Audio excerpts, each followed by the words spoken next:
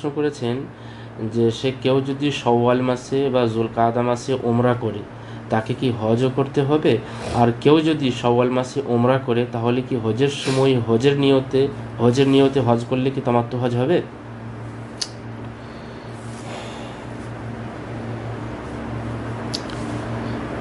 শাওয়াল মাসে যদি কেউ হজ করে তাহলে তাকে যে হজ করে না মানে উমরা করে তাকে যে হজ করতে হবে তা জরুরি নয়, এটা জরুরি নয়।